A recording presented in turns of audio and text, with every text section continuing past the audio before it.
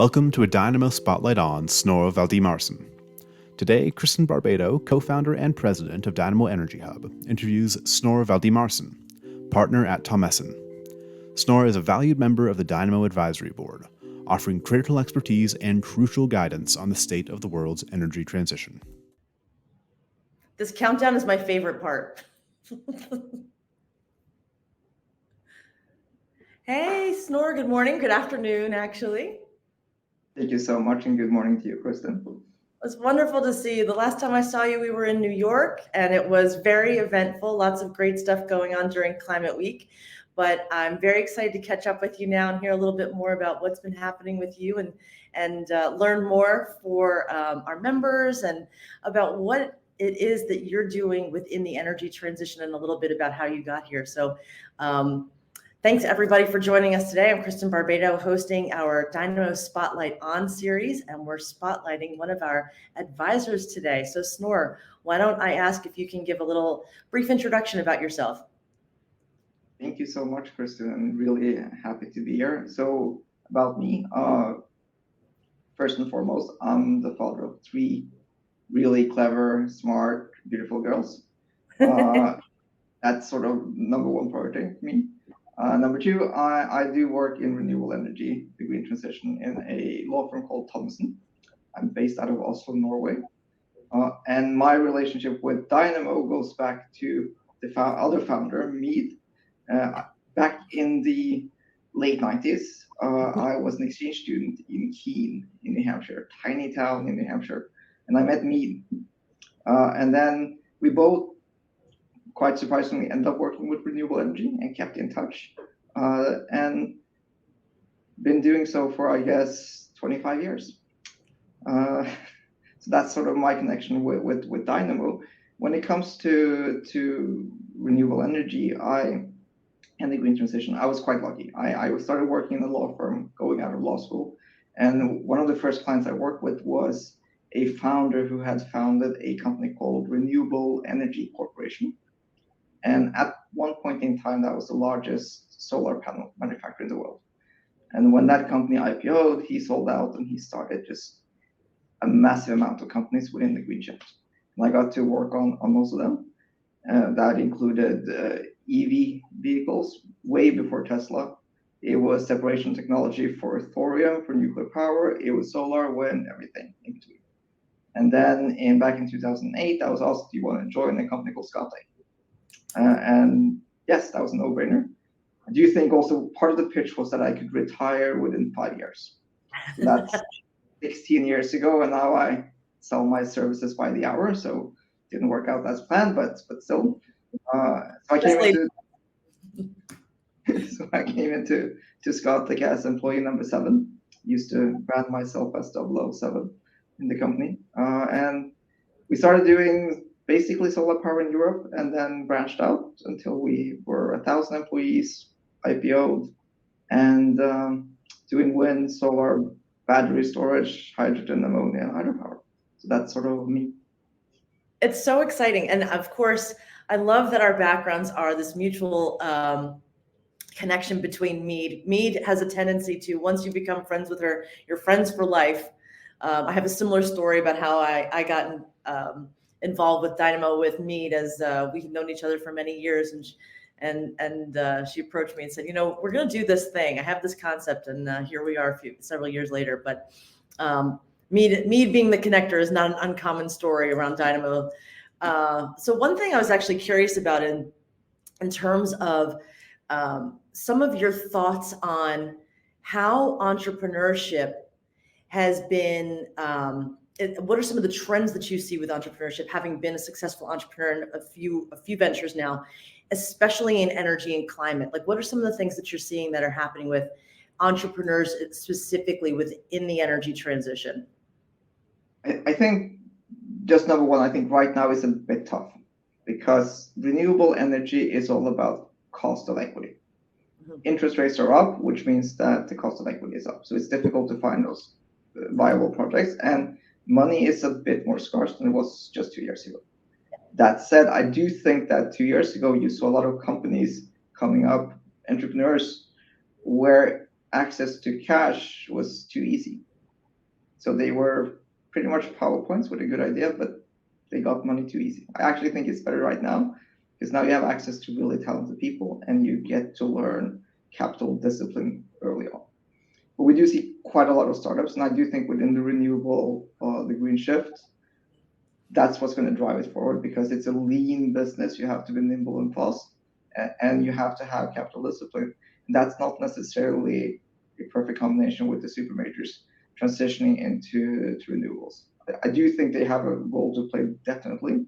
I think they will be driving offshore wind to a great extent. I think they will be driving large-scale carbon capture and storage and transport, but perhaps not the energy storage, the batteries, the solar, and the onshore wind.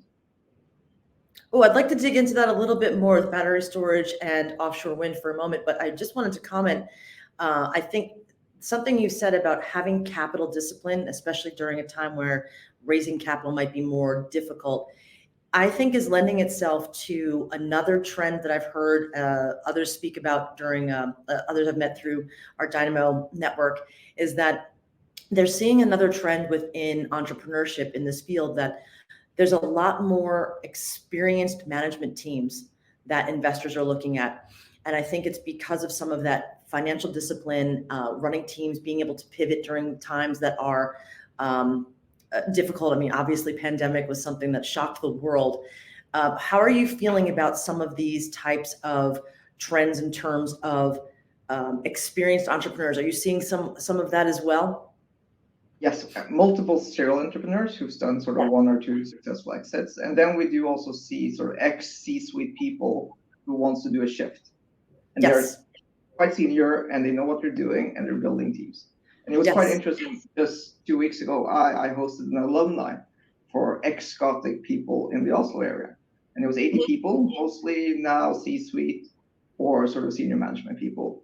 And we did have a sort of a very nice speech from the founder, Alf Bjørseth, and he became an entrepreneur at the age of 55. He was basically the CTO of a Norwegian company, and he had this great idea about to produce solar power panels. And as typically when you go to the management in any big company, they say, no, too much risk. So then he just quit and started on his own. But did he really? He did. He was 55 and made the largest company in the world in terms of solar power production at the time. And then when he sold it, he was 67 and he became a billionaire. And normal people would just retire, but then he became a serial entrepreneur and sort of founded a bunch of new companies. But as he said, I mean, one, he's older, more senior. He has the financial means to actually take the risk. And then he had already understood the value of building team and delegating. And I think that's an inspiring story, because I'm clearly not exactly a young person starting out this field, having been working in energy for 25 years now, and embarking upon my second company in entrepreneurship. This is pretty exciting news. So I love to hear those kinds of stories. Let's get back to what you're seeing in terms of trends with offshore wind and battery storage and hydrogen. These are conversations of technologies that seem to be popping up together in concert. So I'm curious, what is it that you're talking about in terms of what's happening with batteries and storage? So, I mean, the last project I worked on that was large was called the RMIPP project in South Africa. It's 250 megawatts of battery storage, 1.1 terawatt hours, combined with 540 megawatts of solar power. And the whole point was to produce essentially base load out of solar power in South Africa, and the most interesting with that project is, number one, it won a base load tender, which was technology agnostic. So this was the cheapest solution. And Eskom? From Eskom. So this was, between anything, this was the cheapest solutions and the quickest to the grid. That's number one.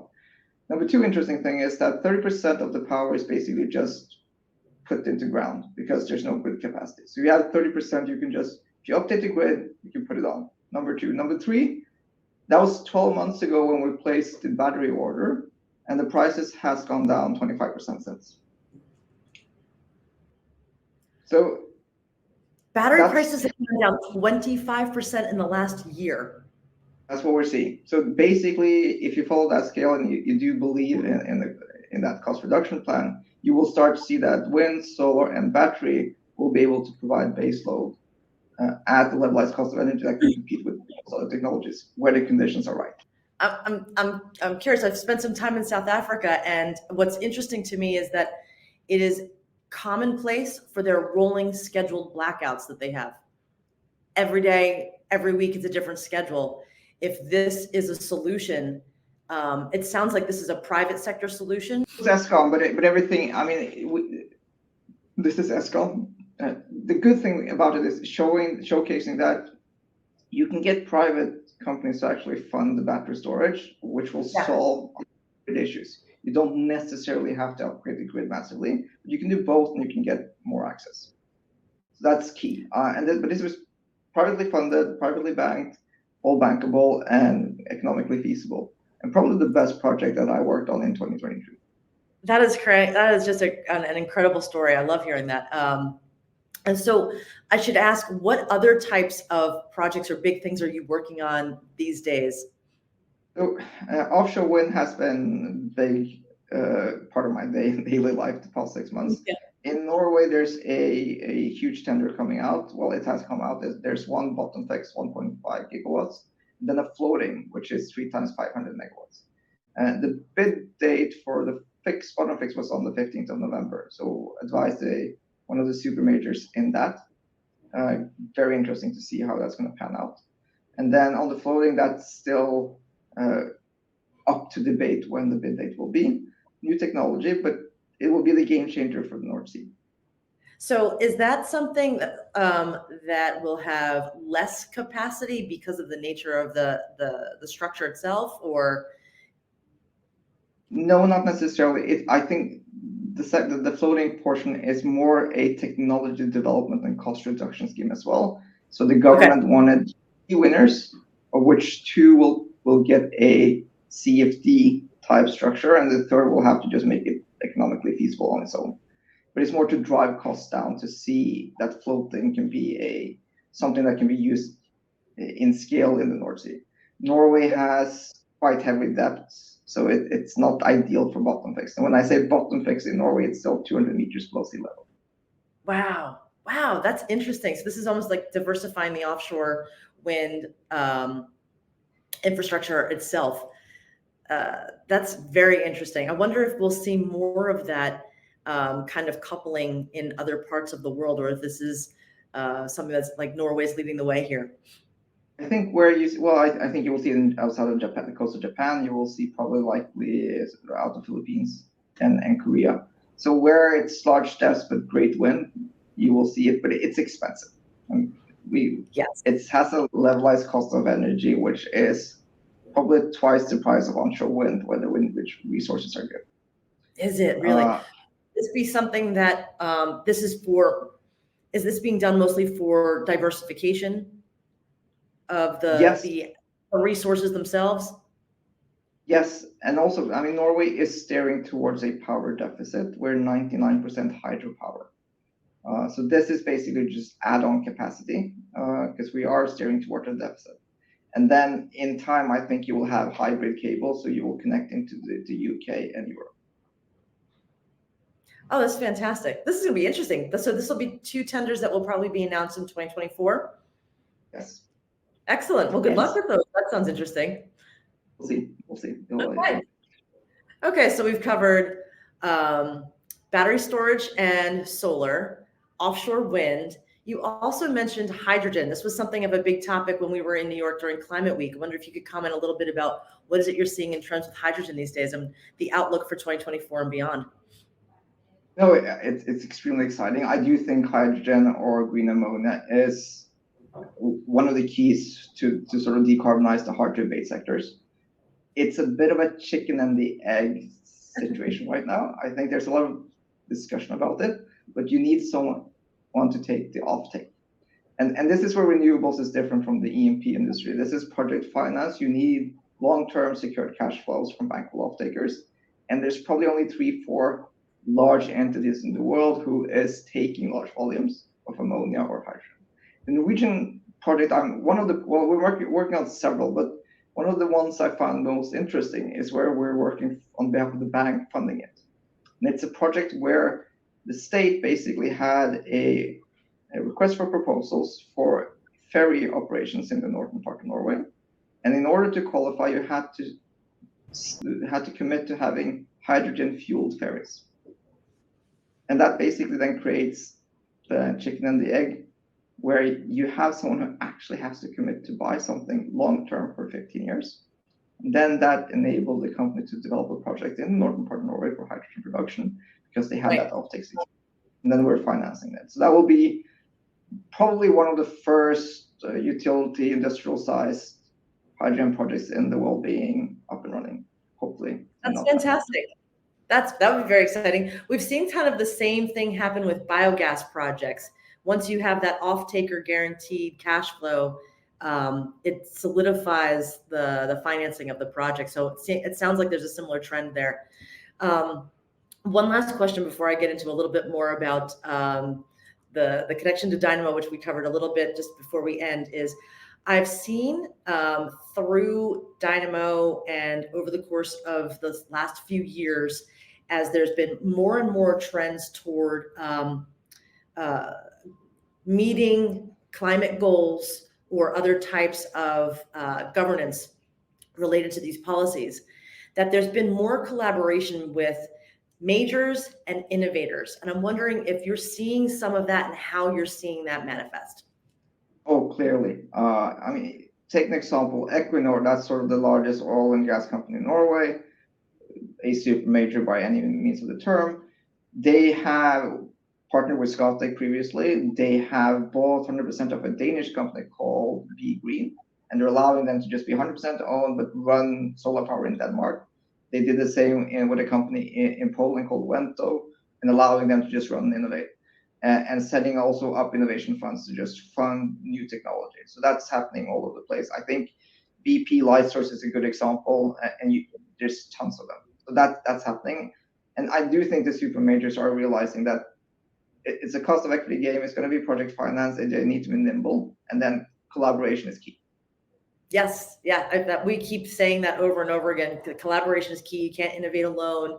And I think what we're also seeing with this is that corporate venture capital groups are starting to pop up more and more, and the stage at which they're willing to invest is starting to become a little bit earlier, whereas CVCs had traditionally been, if they existed, much later stage growth adjacent to some of their operations. But it sounds like there's a little bit more opportunity for them to think about earlier stage investment or technologies that they can kind of demo and collaborate to create. I think clearly, and it used to be that venture capitalists or private equity and infra funds would come in after the asset was producing something and earning money. Now they are coming in the development phase, taking development risk, construction risk, and so forth. So that's a big shift. It's very helpful. Those companies that are newer that need to leverage some of the expertise of these large project management or skills from these other companies. So I think it's a nice blending of innovative technology that is needed for an we'll just say a more experienced, older infrastructure type of company that's trying to move the needle on what they're doing within the energy transition. So, that one hand washes the other, I suppose.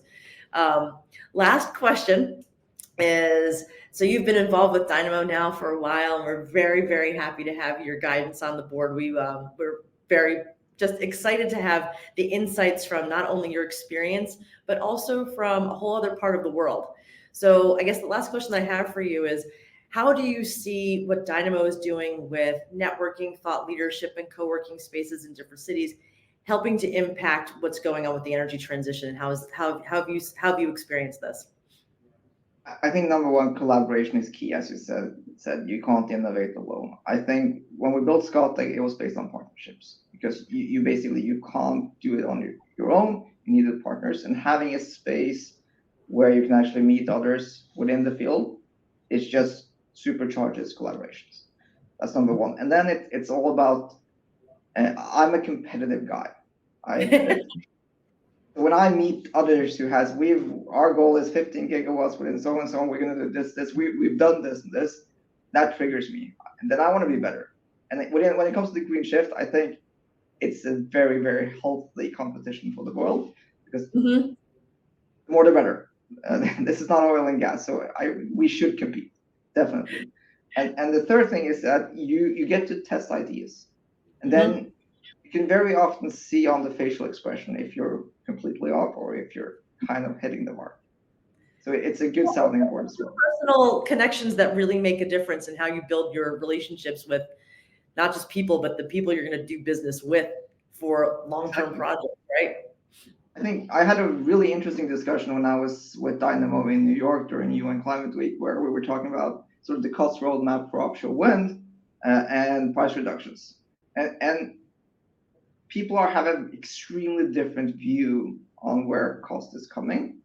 And if you look at sort of the European Western turbine suppliers, they are essentially, when it comes to offshore wind, they're sold out.